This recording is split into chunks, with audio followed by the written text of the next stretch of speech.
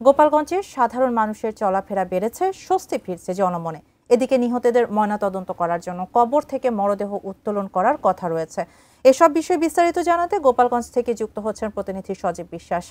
সজীব বিশ্বাস, জানাবেন এখন হঠাৎ করে আবার কবর থেকে মরদেহ তোলার যে বিষয়টি, কখন নাগাদ এটি শুরু হতে পারে, আর কি কি তথ্য আছে এই বিষয়ে আপনার কাছে?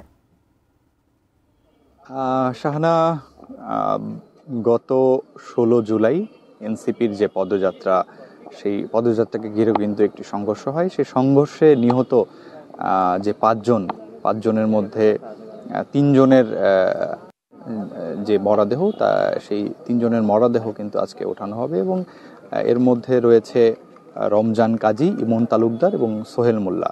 মূলত রমজান কাজী এবং ইমন তালুকদার কবর কিন্তু এই গোপালগঞ্জের গেটপাড়া পৌর কবরস্থানে তাদের কবর দেওয়া হয়েছিল এবং যিনি সোহেল মোল্লা, তার কবরটি কিন্তু গোপালগঞ্জের টুঙ্গিপাড়ায় কিন্তু তার কবর রয়েছে। তার মরদেহটাও আসলে মূলত এখন ময়নাতদন্তের জন্য ওঠানো হবে এবং এখন পর্যন্ত কিন্তু মৃতদেহ তোলার কাজ সেটা কিন্তু এখনো শুরু হয়নি এবং আমরা দেখেছি যে এখানে নিহতের পরিবার এবং যারা স্বজন রয়েছে তারা কিন্তু এসেছেন এবং প্রশাসনের পক্ষ থেকেও কিন্তু লোকজন এখানে উপস্থিত রয়েছেন। এবং আরেকটু যদি বলি যে এই যে সকল নিহতরা রয়েছেন তারা কিন্তু তাদের একমাত্র শুধু ওই সময়ে পরিবারের লোকজন বলছেন যে চিকিৎসাও দেওয়া হয়নি এবং তাদেরকে ময়নাতদন্ত কিন্তু করা হয়নি এবং এক প্রকার জোর করে কিন্তু তাদের মৃতদেহগুলো পরিবারের কাছে বুঝিয়ে দেওয়া হয়েছে এবং